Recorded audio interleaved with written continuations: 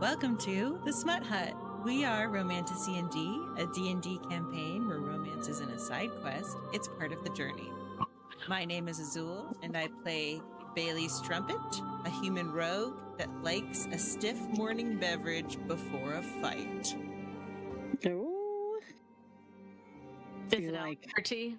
It's alligator testicle tea. She thinks it's because it has the name like testicle in it. It's super hard when it's really just a herbal tea.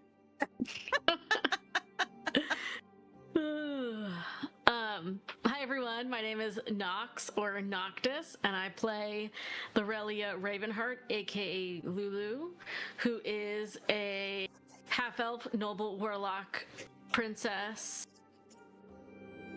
I lost my train of thought. Who's very much okay. Now, see, I'm redundant now. Hell's most curious princess who loves to dance with temptation in a really bad and obvious way. Did you just say Hell's most curious princess? Yes. Hells? Like Hell, as in think about the 9 hells? Think about her Patreon. What do I want to say? Not Patron? Ah, you're really pushing that, dude, and I'm telling you, the story isn't about you. But it'll happen. You gave me good stuff. I can't roll everything out at once for you guys. I'm trying though. Oh, I've dropped you some major hints too, and you're not fucking getting them. You're not picking up what I'm laying down, dude. I know. No one is. No one's picking up on anything. Yeah, no, you guys are, I'm like dropping you big stuff, and you guys are just like, oh, what's this over here? All right, sorry, go ahead, Maddie. Hello, my name is Maddie, or Monica. Or Bailey. We don't know. We're off to start. All right, my name is Monica. I play Madalena Bowman. I'm gonna go home. And she is already drunk at this point. Just kidding. I play a human wizard who cannot handle her drinks. Clearly. I have not had any alcohol tonight. It's from my pores. I make it myself. I'm an intra fermenter. Ew. I make my own alcohol in my body. Yes. In my body. I'm Cinder. I'm your dungeon master tonight. Be ready to step into a world of intoxicating beauty and dark, seductive changer with chapter 29 of Whispers of Witchlight. Now, tonight's tale will open as Lirelia and Madalena uncover a page from their past. A truth written in ink, meant for this moment alone. Once that archive is revealed, Bailey will slip us into the subtext. The restored passages of last episodes where the hidden context ignites a new perspective into tonight's scene. Maddie, the quill is yours.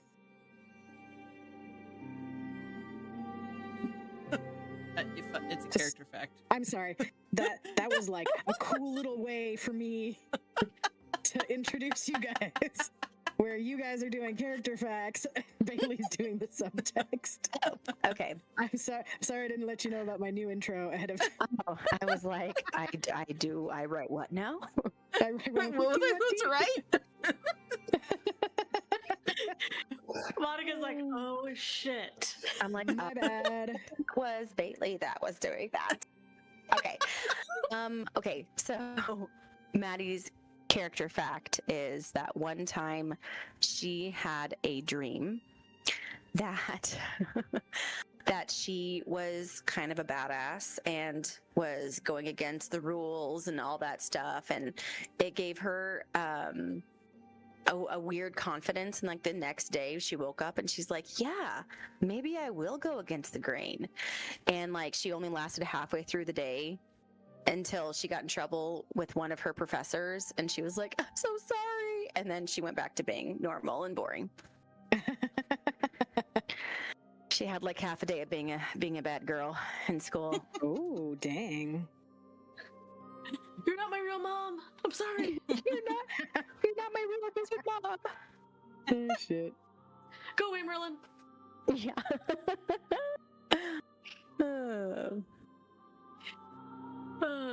All right. Hear it knocked.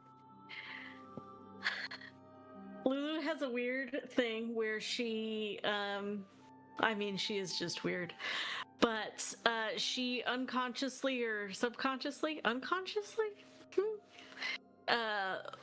Does she do it when she's awake or not? maybe both. You know what? We're gonna go with both. Okay. She waves back whenever someone waves, even if it might be someone behind her, but she doesn't know that it's someone behind her. She thinks that they're waving at her. So she's been caught waving at complete strangers many, many times. And then she that's how she got so good at her princessly wave. Oh God, that's happened to me so many times, you guys. I am Lulu. It's me. Lulu is our spirit animal for tonight. Our feral spirit princess for tonight. Unconsciously, subconsciously.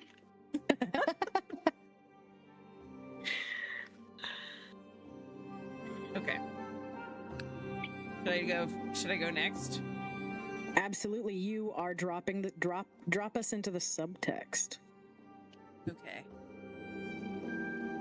Bailey sits by herself in a dark candlelit area as she takes down what appears to be notes. Maybe a letter to somebody.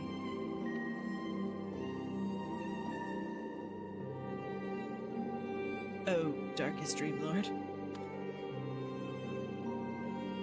I really stepped out from behind the cloak of mystery and claimed the spotlight. The spotlight on my dancing gave me a heady confidence boost. Unfortunately, my meanderings were halted by a young, naive bouncer that insulted me and wounded my pride. With wounded pride, I headed back to the shared room with, we'll call him Jerry. My Jerry. After several teasing taunts, I determined he was out cold. Lord, I was exhausted. As my gaze traveled across his shirtless torso in appreciation, it snagged on a paper sticking out of his back pocket. My ongoing irritation was fanned like a flame at the sight. Why did this place never have any straight answers? I was getting tired of all the unanswered questions and the weird sightings. Snatching the paper, I read the flyer. Why does he have this? Why did he hide this from the group? I get a flash of that horrible grayish monster again as I look at the flyer. Why does no one know what I saw that day?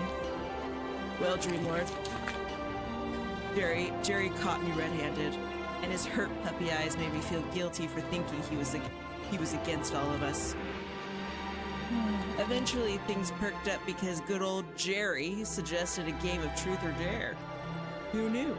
This man has no idea how competitive I can really be. After a few rounds of mediocre intrigue, he requested a dare. Can you even believe that? So, of course, I make the muscular farm boy show me his sultry dance moves. Why wouldn't I? It did not disappoint. You yourself would be impressed.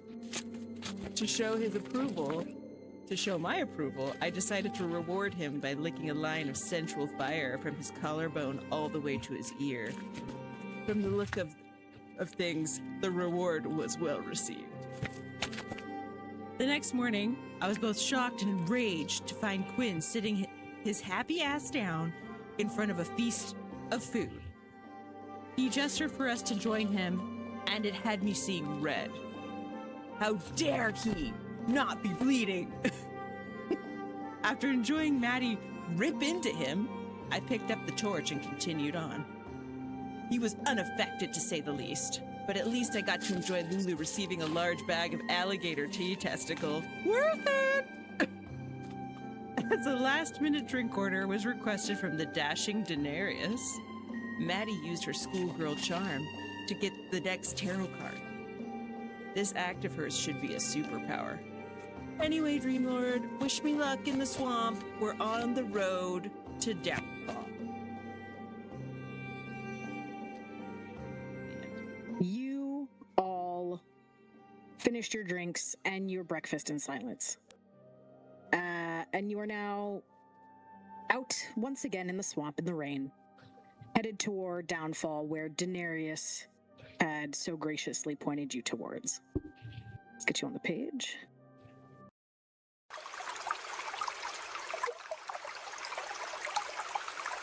It's wet, it's gross, and you're all trudging through this lodge. What do you do? Maddie's walking, and she's probably walking a little too stompish. Is that a word? I don't think that's a word. But that's better. She's kind of walking a little bit more aggressively than she probably ought to, but she doesn't even care that she is kicking up mud at this point. She keeps looking over at Quinn and mumbling under her breath and just like scrunching up her face, then looking away, and then just kind of like almost looks like she's like silently talking to someone, because she's like moving her hands and like her shoulders, and then she just like stomps her foot again as she's walking. So she's not really paying attention. Every time he sees you look over at him, he gives the biggest smile, and he gives you a little wink too. The last time you looked over. She's gonna kill him again herself. What the muck duck time? What's Lulu doing? Lulu's trying to be as get away from Maddie, or put distance between her and Maddie, because she just got these clothes and she's like, I do not want to get these, buddy, after these are just brand new. Like, oh my god. And does she have a cloak where she could cover her head too? Yep. I don't remember. Okay. All of you are wearing cloaks, yes. Rain cloaks. Good rain cloaks. Okay. And she's just essentially pouting because she's like back in the swamp again. Just over it. Like, why are there so many swamps? And so she's just a little quiet and moody. Just kind of broody, like, but trying not to cause a scene because she knew if she did, Bailey would jump on it. Like, I'm gonna do my thing because I know Bailey's just gonna make a comment. Walking behind you, Lirelia, Eli is uncharacteristically quiet. Oh. What's Bailey doing? Bailey's just kind of like in her own little world. She's checking to make sure Luna is next to her, kind of like a toddler. Like she would a toddler, just to make sure that they're following you. Luna's at the front lighting your guys' way. It's a pretty muggy day. It's a little dark. But she, every so often, they will come back and flitter around you and then back to the front to lead you forward. Okay. Just making sure she's there. She's kind of in her own little world, trying to think things through, trying to decide what's important and what's not important. Just watching Maddie up front, and every time Maddie does something big with either a puddle or mud, it makes her smile a little bit because she's loving it. she's really digging into Quinn because it seems like Bailey's the only one that causes problems. She's loving that Maddie's actually causing a problem. Alaric leans over to you and he goes, "Copper for your thoughts." Ha, copper for your thoughts. She I don't know what made me laugh. It took you all a minute. You all looked at me. You're like, what? The fuck does she that mean? she keeps looking forward and she goes, just really wishing I had a hot beverage right now. And he looks around and goes, do you wanna stop? We got that desert, we got that bean brick. We could make something if you're feeling like it. No, I'm gonna wait till the rain stops, I think. This will be miserable to heat up liquid in. Eli looks around and he goes, with a rain like this, doesn't look like it's gonna stop too soon. It'd be best if we got to downfall first. Thank you. Yes, agreed. And she goes, how far till downfall? And then Luna comes up to you and starts bobbing and moving back and forth. And Eli shakes his big old Eli Gator head, and he goes, "Yeah, whatever they said. Yeah." Also seemingly unsure. Bailey's looking at this whole scene, just confused and irritated immediately. It's a little hard to tell, because the inn sort of isn't always in the same place. And as he says that, you hear a crashing through the trees. And you look behind you at where you had come from the inn, and you see it is on huge ostrich-like legs. And it is walking away from where it had initially been. And you see it walking through the swamp, crashing through, and it goes, "That's why. It's a little hard to tell where we landed." Bailey is stopped, and her shoulders are just sagging as she's looking at them. She is mystified by this whole scene. And then she whispers to Eli, she goes, "Is Denarius a witch?" No, druid, actually. And then Quinn looks around and goes, "Well, why couldn't they just walk us in to downfall?" She kind of And then rubs her chin. She's like, "That's a good point. What do you think about that?" Eli turns around and he goes, "One doesn't just walk in to downfall. But also, they're mobile because they're skating around downfall. Denarius is not very popular with the Soggy Court or Bevlorna." I could see that. What gave And it he away? looks The down and- spitting? Yeah. He looks down, he smiles at you a little bit, and then he turns away. Oh, gosh. Bailey is just, she's like, "Oh, how are the legs there? Is it a chicken or a house?" Eli just shrugs his shoulders. He's not even mad at this point.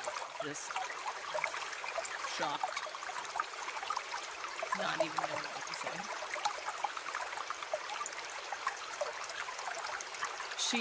She goes, "Okay, well, it was interesting." And she looks to Eli and she kind of tilts her head sideways and she goes, "How far does your royalty class take this realm?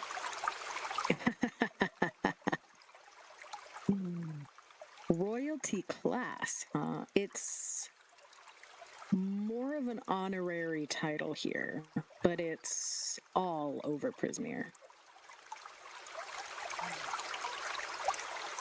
It looks like more of a honorary title than where I was sitting. It seems like people know you here. I have traveled far and wide. This is true. I have been here briefly a few times, but not very long. Enough to get the lay of the land, and then I move on. Lulu's gaze narrows and she goes, What have you done so many times to earn you that title? You were all there. And I do remember telling you last night, but you must have passed out and not remembered. Lulu just turns beet red and goes, and she just gets flustered and continues to walk towards the front where Luna is. Like, I don't want to talk about this. Maddie takes a second from her brooding after hearing that statement and then looks over at Lulu and just like raises both of her eyebrows and just like, what? Lulu Little sly smile pulling at her face. Someone's staring at me. I don't. Just trying to look the opposite. She looks between Lulu and Eli, but then when she looks at Eli, she kind of like shudders a little bit and looks away. And Bailey just shakes her head and she goes, what would Jason think? Who's Jason? Oh, you know Jason. We met Jason at the fair. Maddie goes, new, Jason. Is this Lulu stops some guy you met at the fair? You could say that.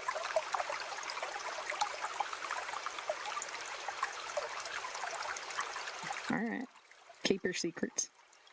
We don't talk about Jason. We don't talk about Jason. A lot of Lord of the Rings references tonight. I was just gonna say. All right, then keep your secrets. Why did you sound like Ron? I don't know. Ron, I don't know. Oh, secrets? I don't know. I just lost it.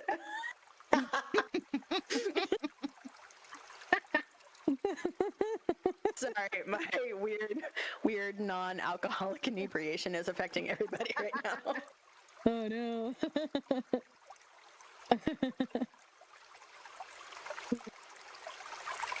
Maddie uses Mage Hand to pick up a handful of soggy mud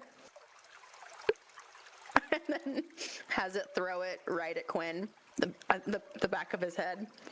Ooh, roll me a dex.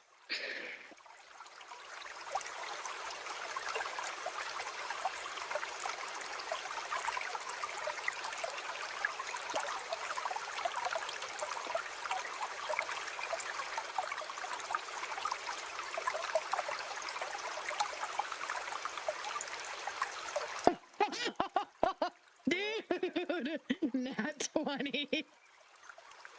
Oh man, you absolutely beat him in the back of the head. It splatters everywhere. His hair is caked in mud, and you throw it so hard, and he's not expecting this at all. He tumbles forward and gets a face full of mud, just splat face down in the mud. Oh. And he like grumbles and he's shook up and he picks his face out of the mud and he looks up at you and he's like, this is going to take forever to get out of my hair. And he's taking big clumps of it and just trying to get it out. And as you walk by with a fucking smug I was just gonna on say, your I'm giving face. him a saccharine sweet smile at this point. It is larger than life. As you do that, he what the fuck? He grabs your ankle as you walk by, and then you trip and you fall in the mud with him. And then he gets up on top of you and he takes a big fistful and he shoves it in your hair and he's like pushing it in your hair. He's like, "What are you like? Get out of your hair next." So Maddie ends up just taking both of her hands by her side and just taking whatever she has and then just putting it up and just going, like, rubbing it in his face. And then he's doing the same back, and you guys are just wrestling on the ground now in the mud. We're just straight up mud wrestling. Yeah. And it starts getting a little bit more heated and more heated and more heated, and it starts to go from smushing mud into places to actually pulling hair and actually scratching. And at this point, you see the worry in Eli's face. It's no longer like silly childish stuff, and you two are actually like physically clawing at each other. And he's like, "Oh, okay, that's enough, that's okay, hey, a little help here." And he looks over at Alaric and he's like, "Little help." And they both pick up Quinn off on top of you and they pull him back and they hold him back a bit, and he goes, I'm cool, I'm fine." And then as they let him go, he again lunges at you. I was gonna say, she's gonna lunge right at him, actually. Yeah. And you guys again tossing in the mud, and then he's holding you down, and he goes and he slams down on top of you, and he's pinned your wrists up on top of your head, where like above your head, and he goes, "What is your problem?" And he is awfully close to you. How close? He's probably microphone distance away. You can feel his hot, angry breath on your face.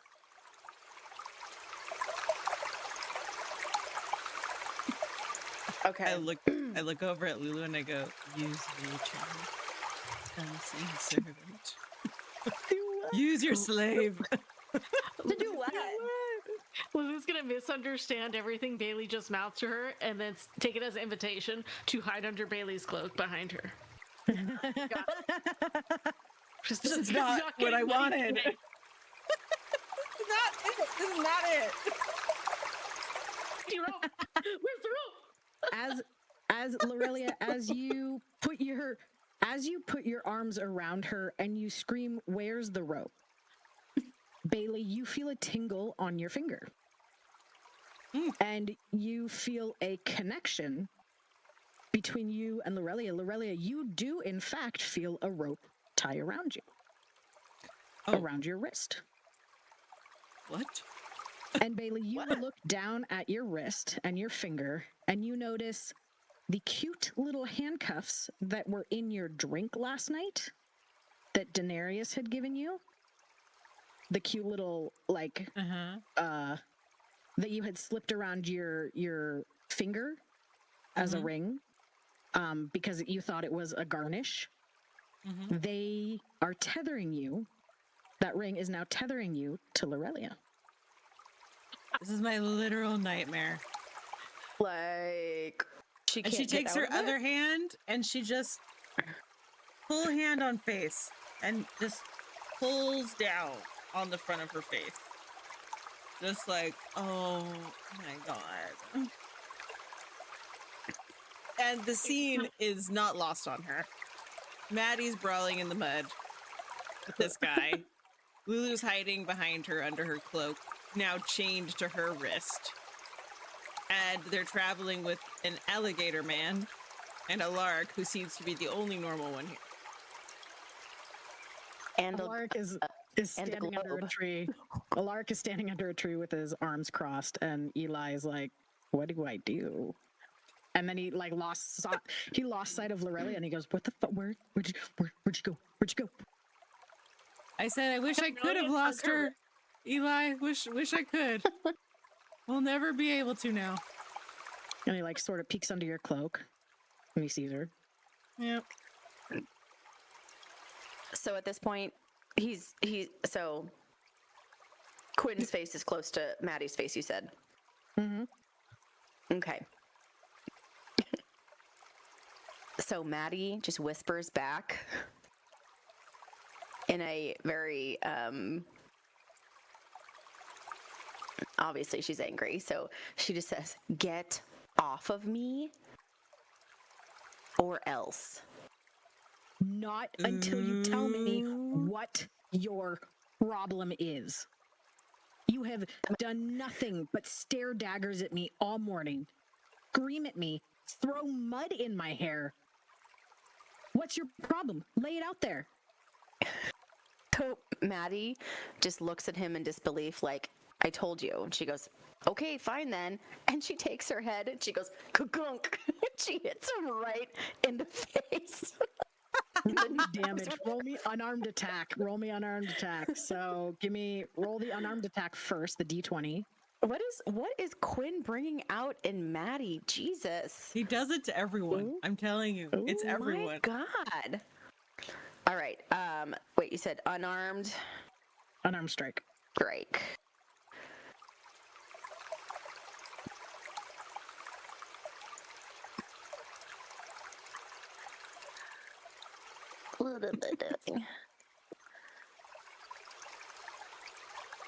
Can Lulu tug her wrist to see if anything happens? You tug, and it tugs Bailey's wrist too. You are firmly attached to Bailey. This could go so many ways. Lulu's like, "Oh, my forever shield now." No. Wait, where the hell is unarmed strike? Where do I go for that? It should be... Action? Because there's like a saving throw? No. I have saving throws, but I don't see... Yeah, you have unarmed strike, so you go to like your inventory and your weapons, and you can see unarmed strike there. Oh, okay. She's kidding. Because it's like a physical thing. Should be under your weapons. Grapple? Shove? No. Maybe shove. Melee attack? Shove? Weapons? No. Okay, so it is under Where you actions. it's right above your dagger, or actions, I guess. It's under actions. It's unarmed strike should be the last of your actions. Of the little ranged actions. It's been a while since we've done this. Yeah, it really has been. Ranged actions. Jesus, where am I? Inventory, equipment, so it's not under weapons. No, it should be under actions at the far left. Okay, do shove, because you said grapple or shove. It is one of those. You can either do grapple or shove. It's the same. Okay. I would do shove because you're trying to shove him off of you instead of whatever. Okay, sorry guys, I'm kind of stupid. Okay. Shove. Oh, okay. He has to do a dex saving throw of 9.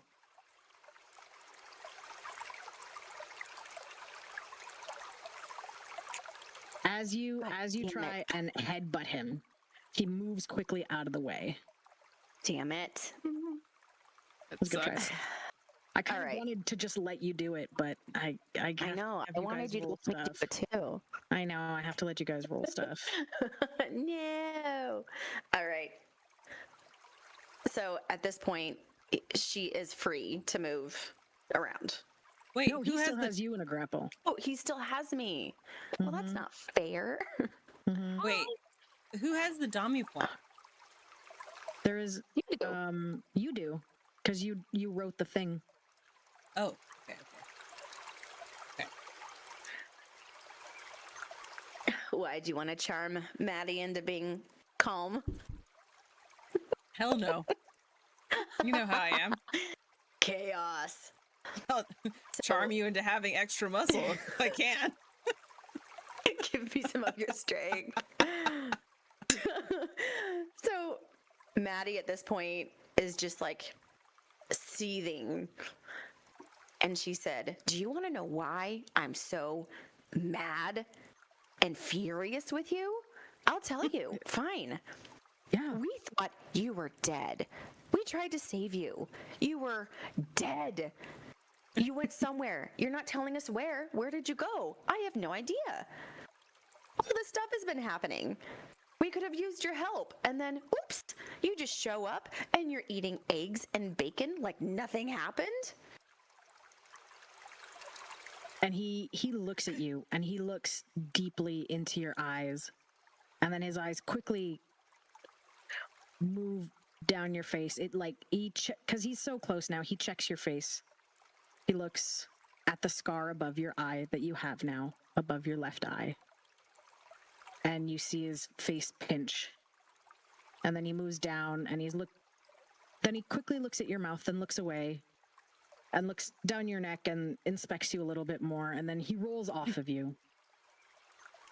And he sits on the ground with his knees up. All right, ask away.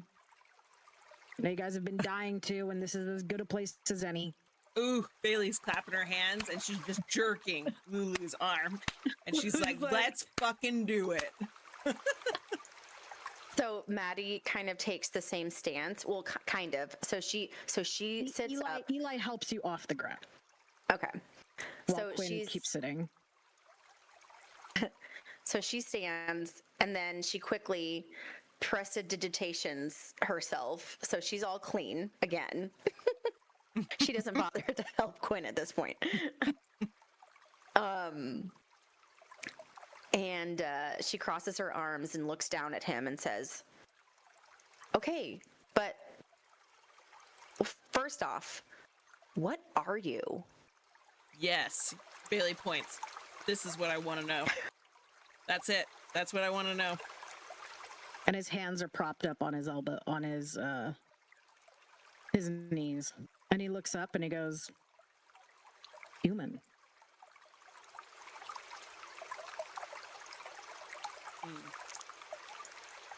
Maddie looks down at him with just this really incredulous look on her face, like,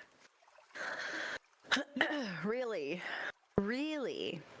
Bailey's just taking a deep breath back there. Just Human. Be cool. So Maddie takes her hands and she just kind of like steeples her fingers underneath her chin, and she's just like, "Okay, well, you know, this weird thing happens to humans where if they die, they stay dead. So, how are you back from the dead then, human?" Yeah, human. Yep. Yep. He exhales slowly, and like you can see the tension in his shoulders easing. He looks around at you and look. What you guys are really asking me is if I'm dangerous, right? No. That's what this is coming down to, right? No. Bailey's like shaking her head violently. No, that's not what we're saying. We just want to know what you are. Clearly, there's something going on with you. And he stands up and he's trying to slough off the mud and cake it and like get the cakes off of him, and he goes, "Human, I'm fucking human." And he puts his arms out and he turns around and he goes, "I've been fucking human for 400 fucking years. I don't know what to tell you." I don't know if that counts. Maddie looks at him and her mouth is kind of open and her eyes are a lot wider than they were before, and she goes,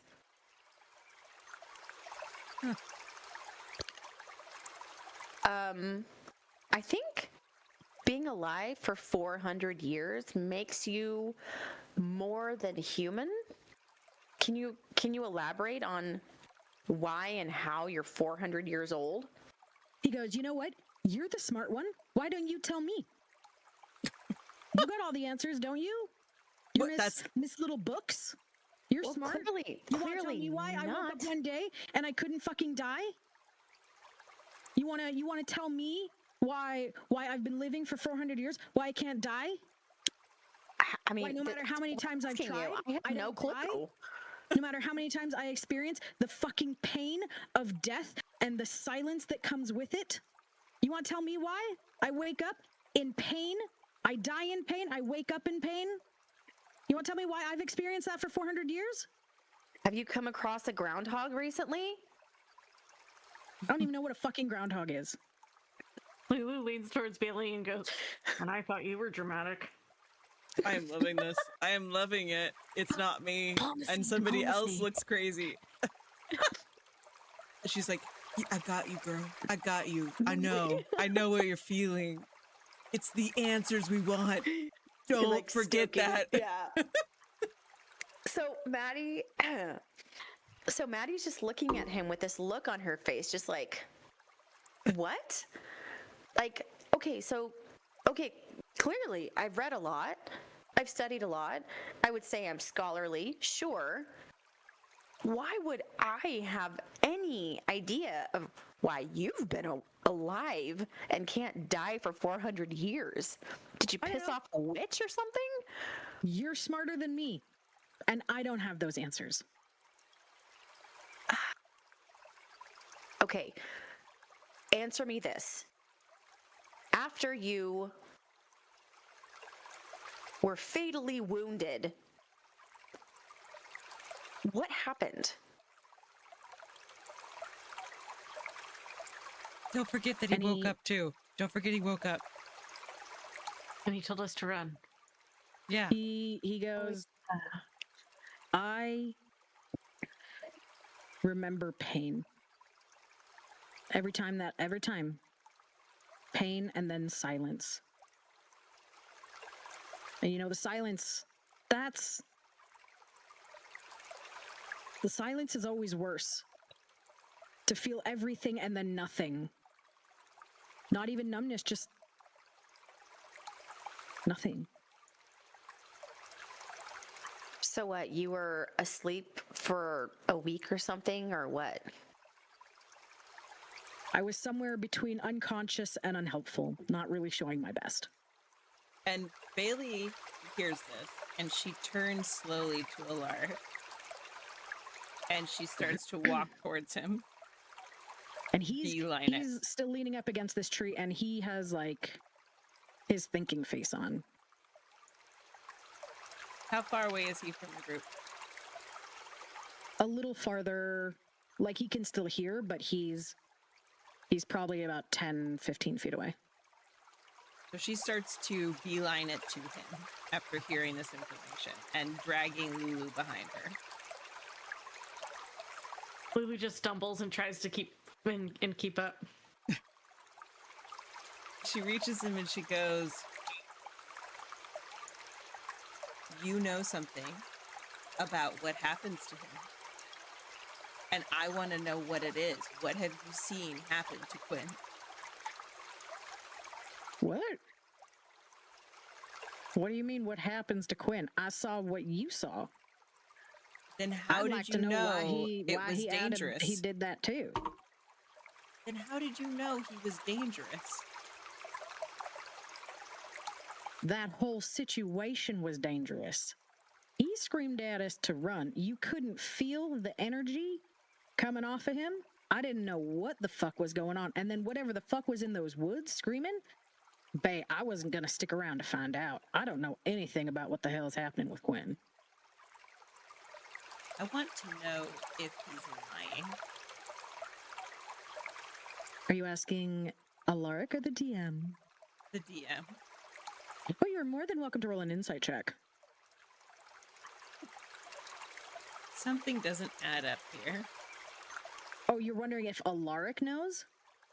If he's lying. You're running an insight on Alaric or Quinn? Yes, Alaric. Oh, okay.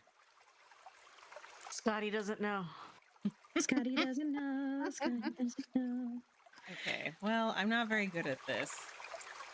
Anything actually to do with this.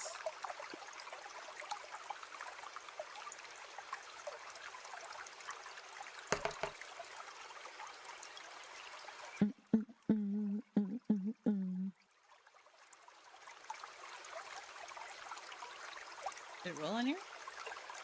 No. No.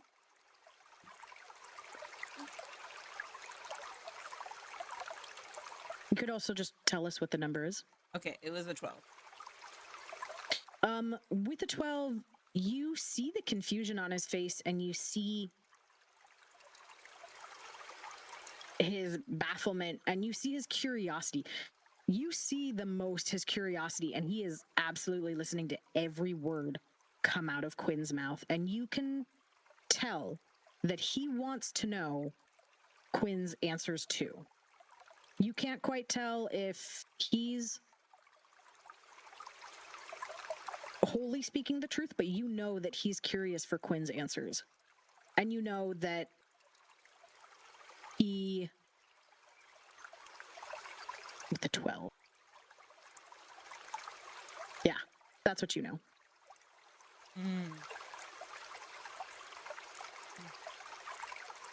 She kind of makes her face into a neutral, pensive face. And she goes, okay. And then she walks back to the group with Lulu in tow.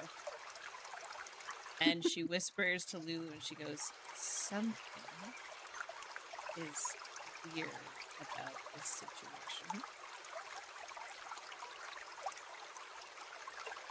Can Lulu look and just do a, I don't know if it's probably a perception check on Eli, because when they were going through to Prismere, I remember he was adamant about us sticking with Quinn. So I feel like with my powers of deduction, he must know something. So how is he taking in this situation? So is that... He is making sure that Maddie's okay. He helped her out of the mud. He's making sure she's not scratched up. He seems to be avoiding you a little bit. Give me a perception. Okay. What do you want? An insight or a perception? Do you want to see what he's thinking or like what he's physically doing? 50 gator. How he's feeling. Insight. Okay. I like how we haven't left this one spot. Oh, you have no idea what he's feeling. He's avoiding you a bit much, and his back is towards you. And you can see he's trying to be helpful, but as far as that, you can't tell. So Lulu's going to interpret his avoidance as, oh my god. Last night is not how it was supposed to go. And she's just going to internalize it and be like, Oh my god, it's a misunderstanding. it's going to be the misunderstanding. She's going to be like, oh my god. So she's just totally embarrassed and it's like, I'm going to avoid him now too.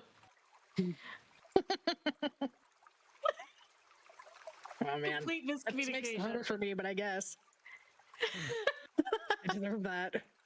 If you insist. With my 4. Yeah. What did I get? I got a 4. Yeah. That's how she's going to do it. Bailey just asks, blurts out, Quinn, are you cursed? Are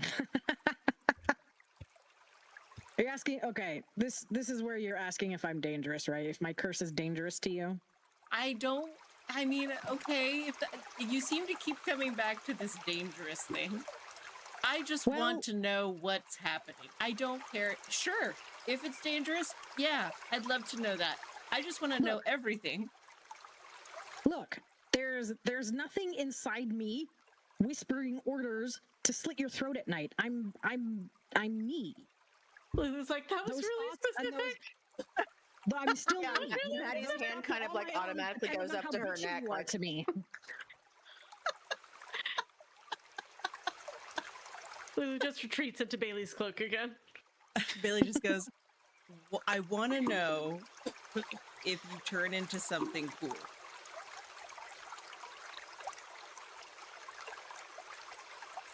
He laughs and he goes, no. Ugh.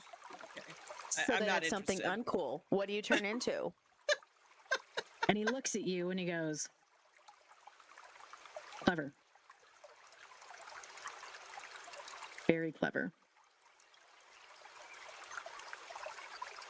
Okay. You're turning into clever? Is that what you're trying to say? No, he called Maddie He's clever. calling me clever. Hmm. And she just looks at him and goes, all right, well, here we are. We're standing in the mud.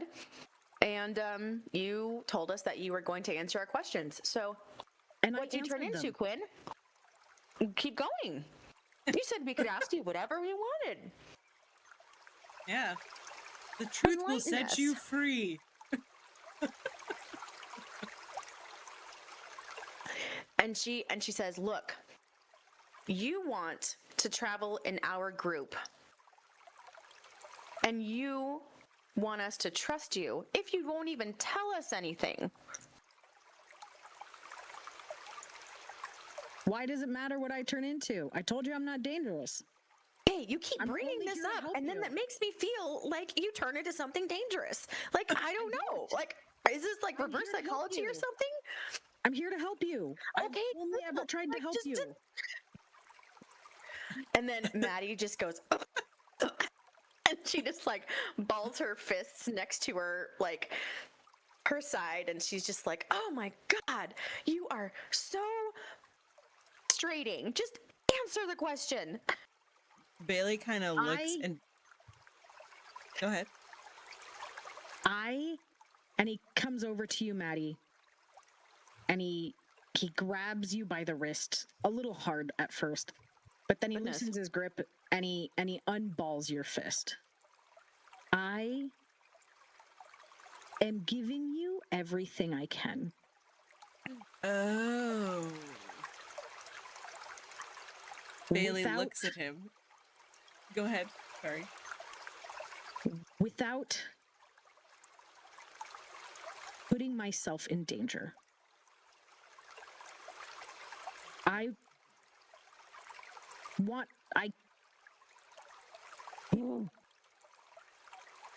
I want you to trust me. I'm like getting you good. On the one where you're like, I'm gonna do my best, guy. I want I've had this lined up for a long time. This is Ooh. like I'm trying to give you like book drama. I love it. I love it. Keep going. We love it. We love I'm it. here We're trying to for it. I'm uncover here the for it. drama. He's holding your hand and he goes, I want you to trust me. I want to help you. I can't help you if I tell you what happened. I Ooh. can't What help you happened? if people know what I am. I can't help you. What else can I do to get you to trust me? Damn it, Maddie, I'll do anything. And he grabs your shoulders. He goes, I just need you to be safe. Bailey creeps to the side right between them. And she goes, can you draw it in the mud? Can you write it down on a piece of paper? Can you Where did they draw touch us you? what it is in the mud? And he looks at you and he goes, not very artistic. No. Try. It's like, can we Just please try. avoid the mud? No more mud. Just try. I could probably pick it up. Little charades never hurt anyone. Nope. At least we would That's- have a good idea. I don't have some sort of weird truth serum on me. I don't. I can't. What? I can tell you. I physically can tell you. If I want to put myself in danger, I can't trust. Fuck! And he goes over and he takes his fingers and he runs it through his hair and he pulls it back and you can see some tattoos peeking out on the back of his shoulders. Spider webbing out of a very large gem embedded on the back of his neck. What? No? I thought for a minute you were going to say that his hair isn't actually red. No. It's just All the washing color out. leaches. All the color leaches out of it. You've been lying. Lulu raises a brow and goes, well, I have a question now. Do you want to be here, Quinn? Or is someone making you guide us? What? Is this something you want to do on your own free will? Yes. Yes. Yes. Yes. Ah, yes. Hmm. Lulu's gaze narrows and goes, you said yes way too many times for me to believe you. And Eli laughs at this point. And he walks up to Quinn and he goes, what could be so bad that you don't trust me?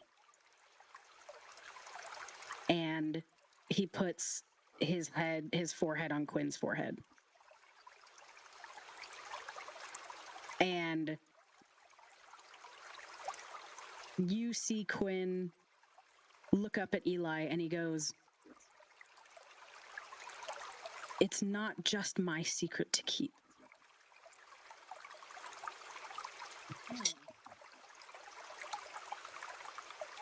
But I'm here to help. You know I am. And Eli goes, I know, I trust you. I know. And he looks at all of you and he goes, it's obviously something he's not ready to share right now. Would you be willing to share it with us later?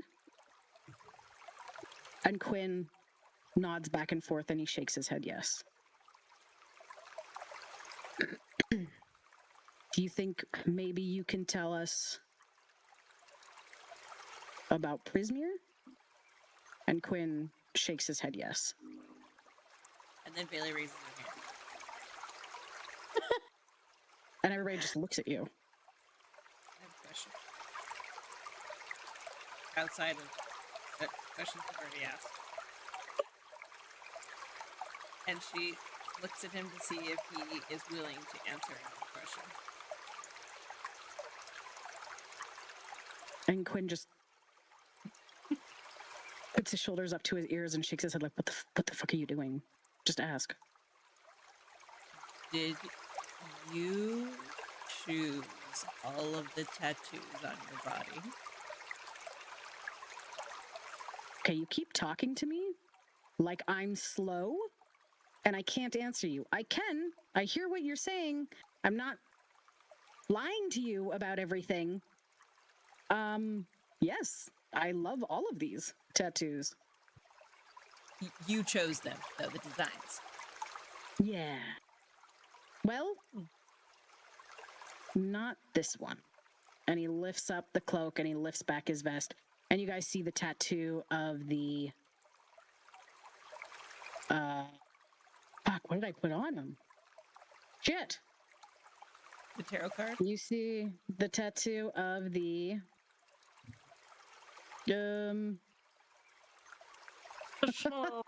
I think I told you guys temperance. Yeah, something like that. Yeah, you see the temperance tarot card. And I go, I knew it! Knew it! And I go, okay, so, like, do you use that?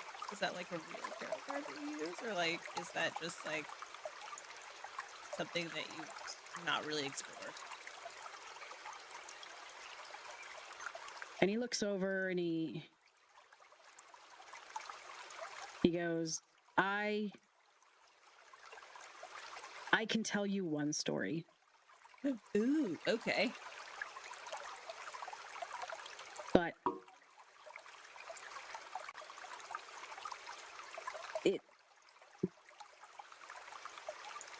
I haven't told it in a long time. You guys can't ask me anymore about what else I am. Can't answer that right now. But I can tell you who I am. Is that enough to gain your trust? Bailey shakes her head. She just likes the fact that he admitted that he might be lying. So Maddie has been silently watching this whole thing. He's still holding your hand, he's still gonna unballed ask. your fist. Yeah. I was just gonna ask that. And his thumb is like pushing into the middle of your palm.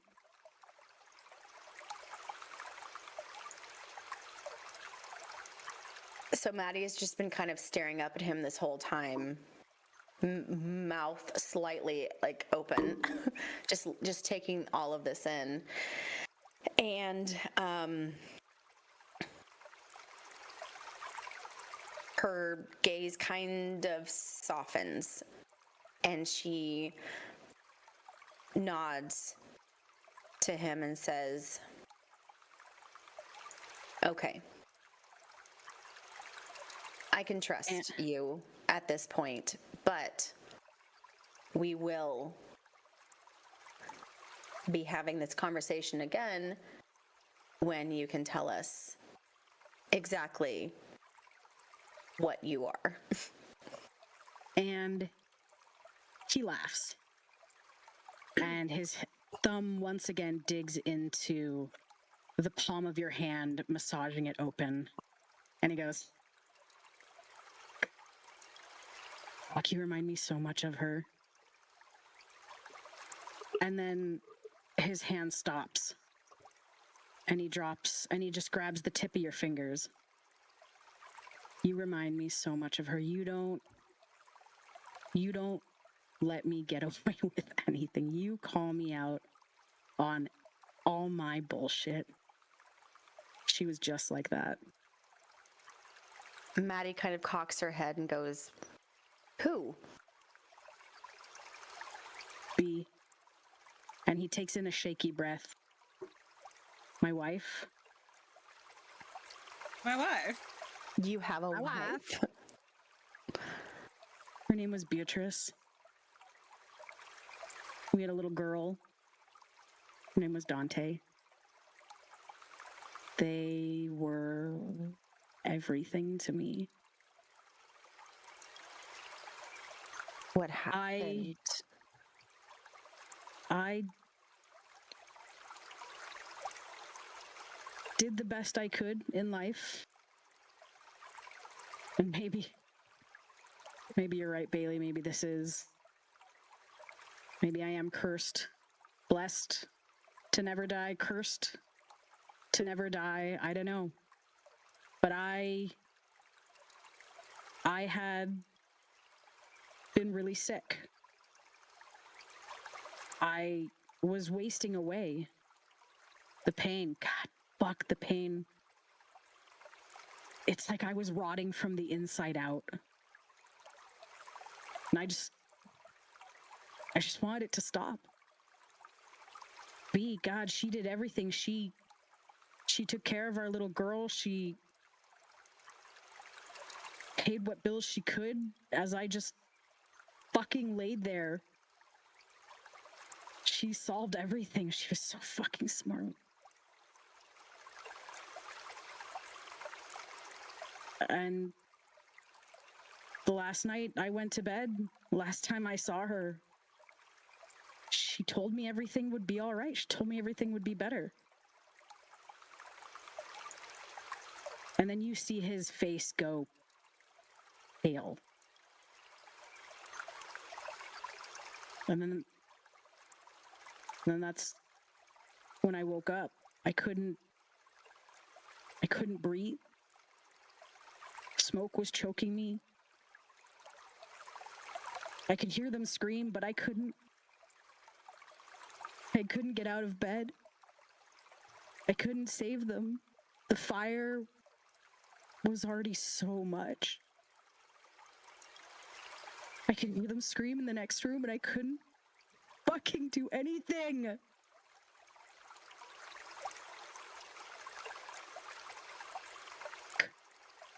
But I could. Maddie, oh, sorry. Go ahead. I could only can only think that at least we're going all together. And then he releases your fingers.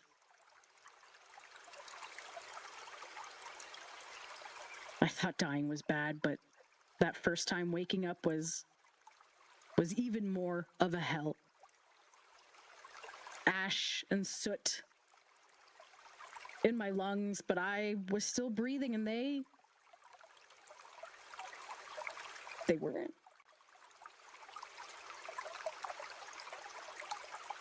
I woke up with this tattoo. I woke up with this thing in my neck. And without my family.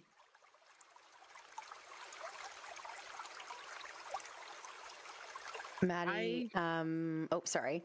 I keep thinking you're done. Sorry. No, I'm sorry. Go ahead. So Maddie, she brushes a tear that's kind of going down her face as she's listening to this whole thing. And all she can really say, to him at this point is just, she's just saying, I'm so sorry. This was 400 years ago? Yep. And I've been many places. I've traveled with a few circuses. I've traveled through Prismere every time we come through here. I've met with the Queen here, with Queen Zybilna, to see if she could undo what's been done. Just want to fucking die. But now I travel around with this circus, and I help who needs to be helped. Harley and I work together to try and make sure that kids don't go missing from these carnivals. We remember you. And he looks around, he goes, all of you. Things were taken from you. And fuck, we want to stop, we want to help. We've only ever just wanted to help. Unseen. Nice. Maddie reaches out and grabs his hand and just looks up at him and she says, I'm sorry. I've been so... And she's kind of searching for the right word, as am I. So angry with you since we saw you this morning. Thank you for telling us what you could.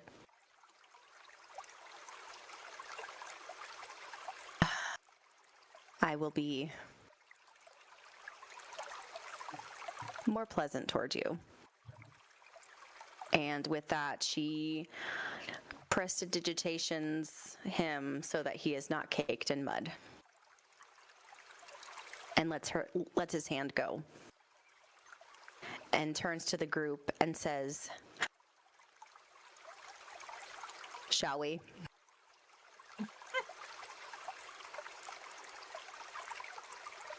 And at this, you see Alaric walk up and fucking slug Quinn in the face. Once again, he goes down into the mud.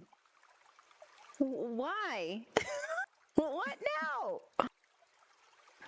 And Alaric is just staring down at him. And he goes, you've been trying to protect kids? Protect them? Where were you? Where the fuck were you when Mira left? Huh? Where the fuck were you then? And he storms off.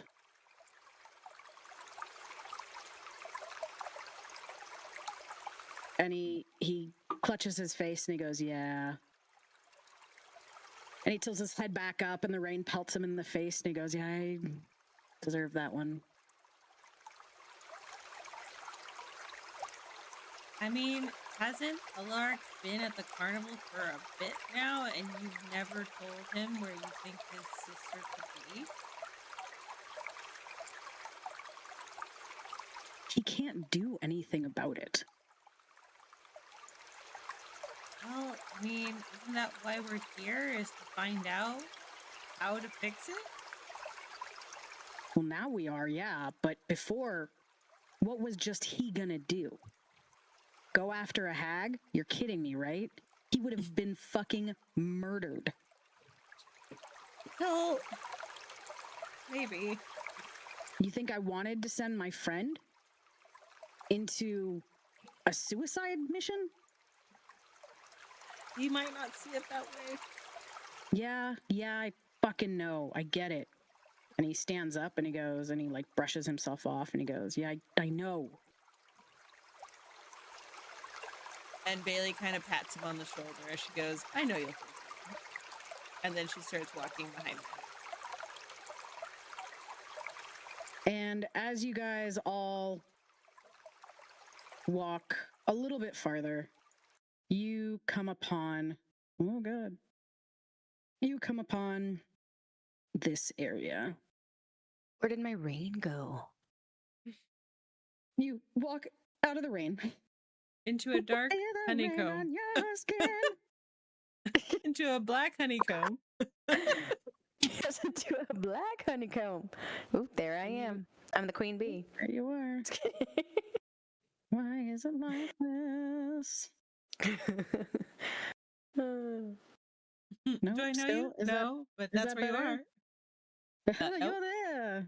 Token vision. I forgot to press these. There you go. There we go. Now I see it. And you come up, all of you. Nope. Yep. Pop. Trying to figure out who we brought. Who else did I bring? Quinn. There we go. And you all there we go. come up on this scene. Oh, perfect. Oh, it actually finally did it. And ahead of you, you see this bullywug. You see this frog thing. Hang on, let me pull up the frog thing. Oh, not handsome. Oh, goodness. Alt. Were you expecting the frog thing to be handsome? I can't make everybody handsome in this game. Then it dilutes the handsome. Handsome Squidward. Handsome Bailey's frog. But you see this frog, you see like he probably has a big dick hanging out of the bottom of his loincloth. Big Bailey's Oh Bailey's my looking God. over at Lulu to make sure she's not interested. He's like, it's only the fish, right? It's only the fishmen. I'm just making sure. Reptilian. No judgment. Mammal men. Lulu's like, what are you talking about? Oh, didn't realize what he gives him a pity look like, oh, sorry, that's not what I. It just goes, how do I get out of this?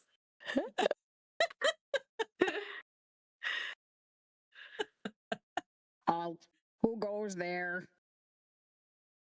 Bailey just looks at Quinn. What do we do? Tell him who goes there?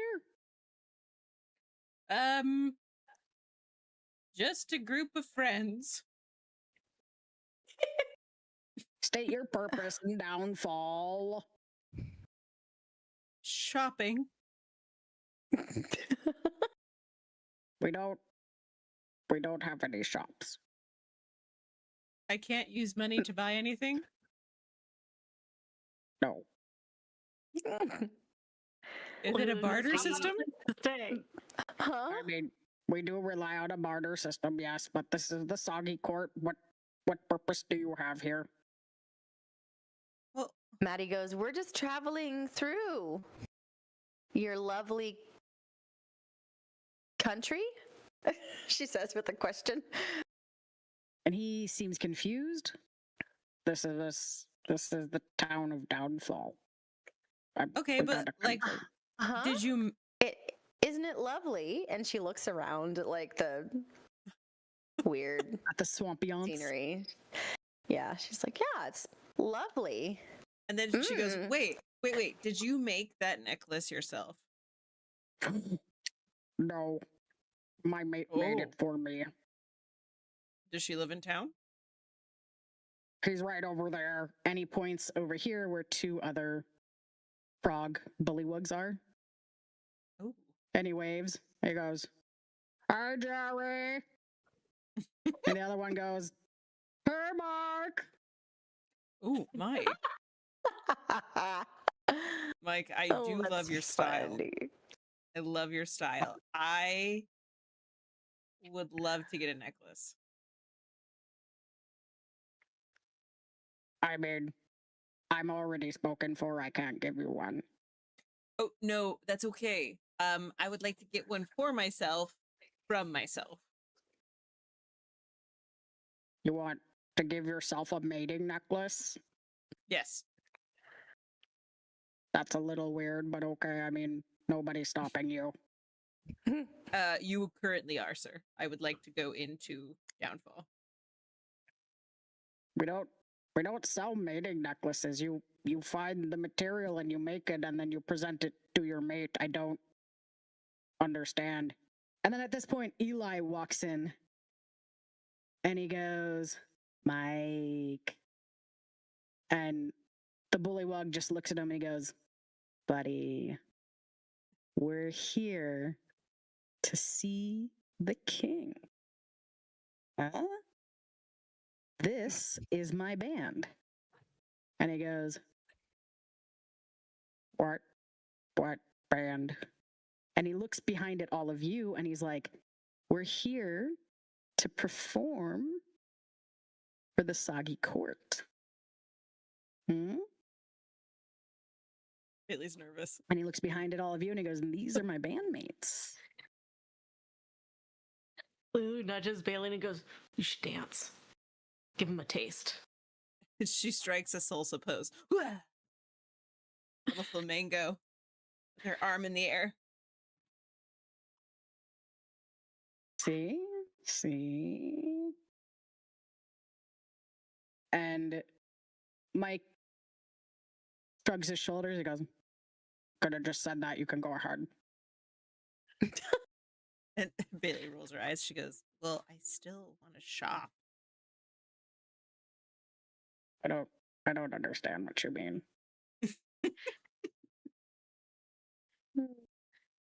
Well, whatever. And then he croaks something to you, and the only person who understands it is Lirelia. And he puts his hands out behind him, and he croaks in Sylvan, "Welcome to Downfall, travelers." And the fog... Can you give us a taste of what that would sound like? Shlima, shlorma, shlompa, shlima, shlorb. The only reason that Lulu can understand him is because they're secretly mates. Oh my god. No, it's because he's speaking in Sylvan, and the only person who understands Sylvan is Lirelia. Or that. She doesn't know, though. She doesn't know. I'm going to tell her that it's because she's the only one who can hear him because they're mates. It's literally a common language. That's like saying Italian. You know that, right? Like, I'm going to try to convince her. To the elves. I'm going to try to convince her. Lulu That just no one nods. else can hear it. Yeah. Thick fog hangs heavy in the air, obscuring the area around you so that the world appears to have shrunk to only 20 feet in all directions. Before you, the waterway widens and the current slows, giving the impression that you have entered a lake. The croaking voices penetrate the fog, through which dark shapes appear, resolving into rowboats. Manning the oars of each boat are two bullywugs that you can see up here. Which boat are we supposed to be in? No boats. No, I couldn't do the boat thing. I tried. I couldn't do it. You guys are coming on land. But you see rowboats out by the map. You see it. Okay. But you guys are all standing here. And Mike and Eli talk, and he points up this way, he points that way, and Eli comes back to you guys. He goes, "All right, well, this is what he said. He said they got a couple workshops up towards the north. That's also where the King's Court is. Out to the east is where they have the palace, and oh, he did say that there is a shop at the far east. Follow the storm clouds. I don't know what the fuck that means, but no, I'm sorry, he didn't say that. He said there's a shop out there, but you just gotta follow the storm clouds. I don't know what that means. It's where the prison is, and they also have the tree out there, where they live. Something about a blood sacrifice area. I don't know, but yeah, that's what he said. Okay. Well, maybe we don't go towards the prison. Or the blood sacrifice area? Or that as well. Lulu goes, Yeah. or we're sneaky and go check it out. No. Maybe. We might get answers. Maybe. What answers are you guys looking for while you're here? You never did get to tell me that. Honestly, I don't even remember anymore. Why are we here? I hate you guys so much. Why even have a plot? Why here. do any of this? Why? It's a constant weakness of mine. I don't know what the plot ever is. It's the coven. We're here Right, to get the right. kids back from the coven. I am here for the ride of The my life with my Hourglass friends, Coven. and we are going to solve this mystery. I gave you so many reasons to visit Downfall, and you guys were so intent on finding Downfall, and now we're here, and you don't even know why we're We would have wandered and I left. hate all of you so much. Nobody wrote it down. I did. There's so What do many you journal write? entries. There's so many. My God. I wrote it all Go. down. All right, Lulu Lulu, goes, what are you going to say? I feel like we should check out the blood sacrifice area because, hear me out. Hear me out. What if there's someone that's being sacrificed that we could save right now?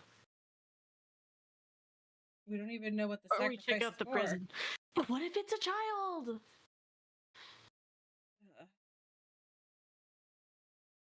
I don't know. Okay, we should probably stay on Or what if task. we just get the hag?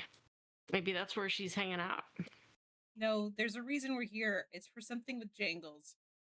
It's for Bojangles. Hold on. Let me look it up. Shoot, he has a It was weird like, name. Jingle jangle. Not the jingle jangle, the one that he said to find. She said to find. Okay. Hourglass Coven. I have the notes here.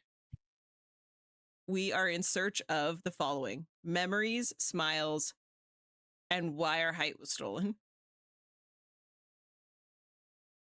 That is our main objective. That is the A story, yes. Oh, the hag lives here. That's what Sir Talivard said. Mhm. And Yay, just to remind you guys, hags are known for deal makers, carnivores, dark corrupt magic, very powerful. They use deals as a source of power and enjoy powerful places. They like to be near power sources. Horrible ancient magic beings. Knows this particular hag employs the brigands to steal memories. Okay, good to know. So we're looking for a place of power. Blood sacrifice. Maybe. And then they're storing Maybe. all the sacrifices in the prison. Didn't we hear about the sacrifices? But it wasn't called sacrifices. It was something else. Isn't that what the brigands had said to us at the very beginning? Something about the hag. Something about the hag needing a sacrifice or a... It wasn't a sacrifice, it was a tithe. A tithe, that's right. Okay. Potato padildo. Okay, so it's good to know that's what we're here for. Does You guys also remember wanted posters? Yeah. Yes. That's what I was Yes. You guys also remember the hag here. You also remember the soggy court here, and you also remember somebody being able to get you. Maddie should know this from the gossip that she learned at the tavern about a chatty Cathy being here in Downfall, about somebody who could get you anywhere.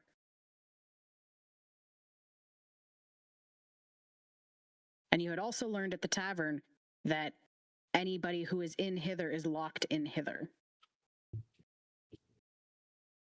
That's right. Mm-hmm. Because all of the realms in Prismere are separate. Also, Talivard said she was imprisoned next to a quiet woman, which I feel like is going to come up at some point. Quiet hag woman. I don't think it was Just a hag. kidding. Just kidding. And we're looking for the star as well, who ends up being a man, which is crazy. Look at us. Look at us go. Also, there's Will of the shit. Feywild. Yeah, but he's just wanted for being incredibly handsome, so I don't know that we want to go down that road. Lulu might want to go down that road. You already have too many roads. Too many roads that haven't been plowed. Well, she got her road plowed last night. Technically.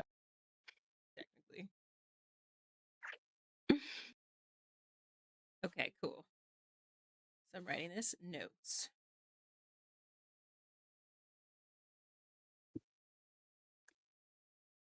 Okay. That is our history facts for our campaign and our adventure story. Now we can move on. Okay. Or we could go to the jail first to get intel before going to the sacrifice tree. Maybe.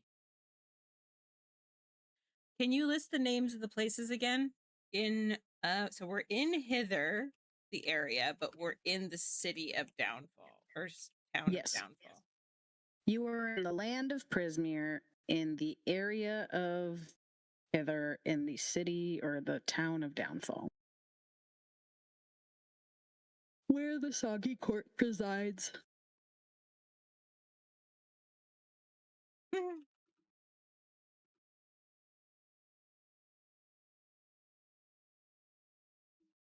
Okay, I got all those notes. Cool. Put them somewhere where you can reference them. I'm trying. Quickly. Okay. Maybe have a main quest log. So many things here. Okay. Can you list the areas again of Downfall of what Mike told us? He said that there are some workshops to the west of the town. There is the Soggy Court to the north of the town, along with the palace, the prison. There's a training ground. He said there's a place where you can buy and sell wares. He said to follow the storm clouds. He said to the east is 13 is they got a big tree, they got a toadstool patch, and they got a sacrificial area and where they live.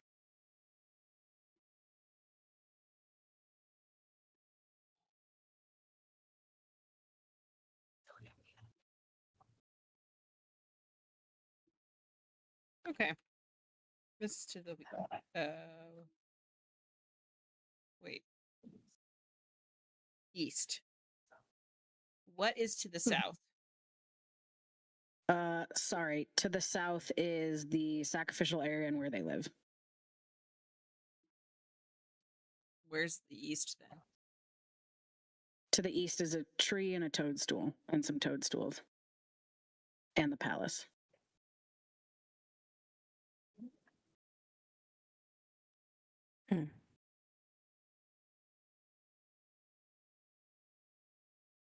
It seems like Okay. everything is like around this lake. Like it's a big, like it surrounds the lake. So to the north of the lake is that, to the east of the lake is that, you know what I mean? You guys Yeah. are currently on the west bank of the lake. Okay. Okay. So the Soggy Court and the palace are in two different locations. Where one holds court and where one has a palace, yes. I'm going to say, I mean, what would we think has the most power in all of this? Source of power? I was thinking the court, maybe? The court and the palace are they're the same thing. Sorry. The court and the palace are the same thing, but it's like the people of the court are to the north and the palace is to the east. Oh, okay. So should we go to the palace? Yeah. What's that little lightning area thing? You're not looking ahead, are you, Monica? Nope. Not at all. Not at all. Not on your life. Palace it is. Palace it is. Mike directs you guys. You have to go north and then east to get to the palace. Okay. So he points you towards this direction. Oh,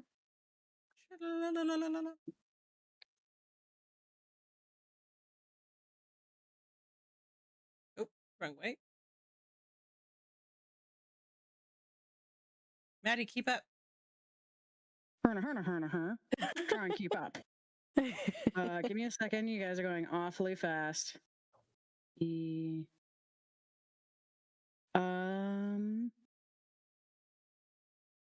Ahead of you guys see a row of boulders spaced 2 feet apart.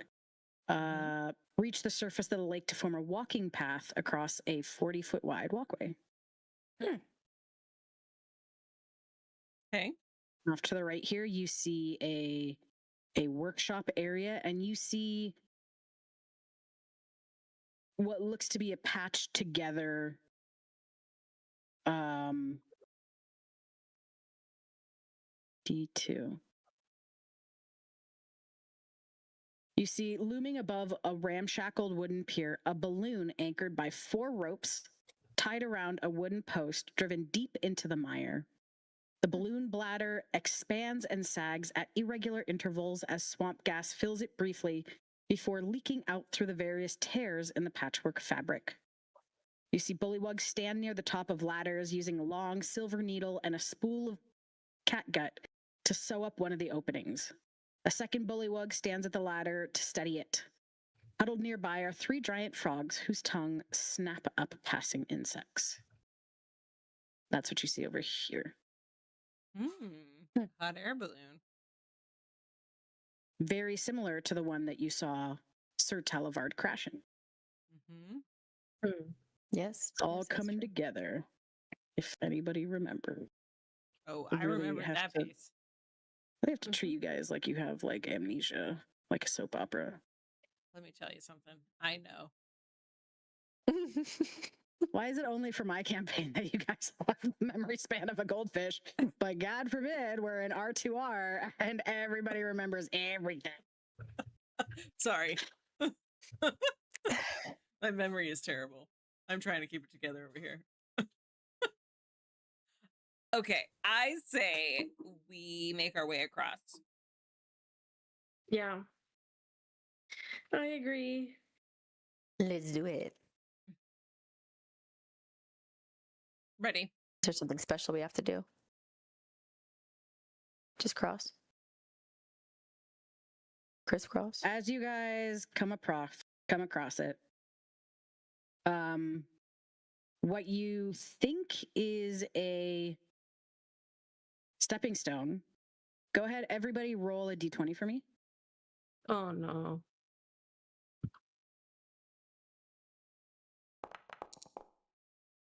Nice.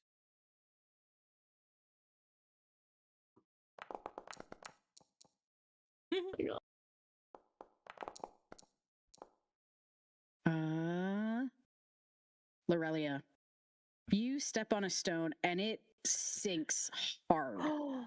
Oh no! Oh and no! it moves, and this creature pops up. It's a Galadur. He's kind of cute. And It is kind of cute. and he grumbles and he scratches his head and he goes, "Ungrateful girl, stepping on anybody she wants."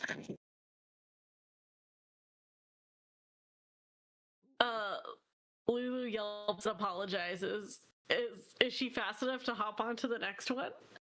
You are. You hop onto the next one and you profusely apologize. Go ahead and roll a persuasion for me. Wait, God. You're so far ahead of me. How is that possible? We are chained. We're chained together. As you hop over, you accidentally pull Bailey into the water with you. Oh no, you guys are it. Okay, I still have my +6. Go for it. Oh, thank God for that. What do you was mean? the math there? 14? Hey, it was a 4. It saved my ass. Maybe not, because Bailey's just going to pull you right into the water. It's not terribly deep where Bailey accidentally lands. He grumbles a bit and he goes, "On your way," and he sinks back into the water. Bailey, as you're trying to get out of the water, you feel something swim by your legs. Oh my gosh, merman time. No! And she jumps on the same rock as Lulu. Give me a dex. You give me a dex saving throw, Bailey. And Lulu, give me a acrobatics. Oh my gosh. Bailey's gonna cramp my style. I'm about to cramp it real hard.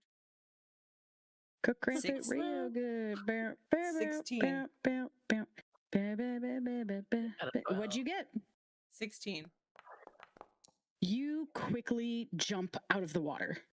And Lirelia, you're able to steady yourselves just barely, meter beat, just barely steady yourselves on this rock. And as you jump out of the water, you notice the scales of a Miro quickly swim by you. Quickly swim exactly where Bailey had just been. I yank your wrist and I go, "Don't. Don't you dare." Who's like, what? Keep walking. Is it the same one? Did it follow us? No, it's not what you think it is. We need to leave the water. Who's like, are you sure? I just want to see. I am sure. More sure than you would ever know. Maddie calls up and goes, "What is going on up there, you guys? Why are you stopped?" And then she presents her arm out to Lulu to go forward. She's going to give you 2 seconds to decide. Lulu, like, just pretend. Just like, oh, I'm just trying to find my footing. I just need a second to get my balance. Bailey ahead. Sorry, go ahead. You can do that. But because you're steadying both of you, you can roll either an acrobatics. Hang on, let me see. You can either roll. Let me take a gander here. You can either roll an acrobatics or a sleight of hand. Both at disadvantage because you're holding both of you up. If you want to do that. What was the other Me one? Sleight of or hand. What was the name of these things? Mare or something? Miro. Merrow. Miro. can you give us a pick? I'm gonna look. Doesn't matter. Only if she looks. I will give you a pick if she looks. I will not give you a picture if she does not look. Lulu's gonna look. Roll at disadvantage.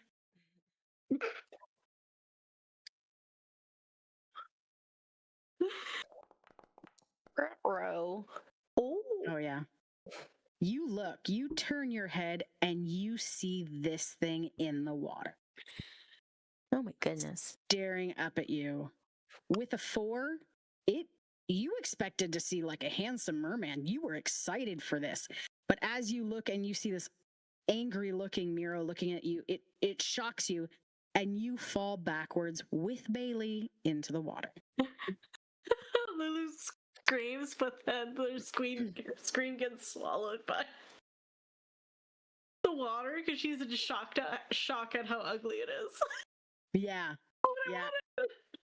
Yeah. And as it does that, 2 bullywogs start running up to you and they're waving their hands and they're screaming something. And as they get closer, you hear them start to clearly scream, "Get out of the water!"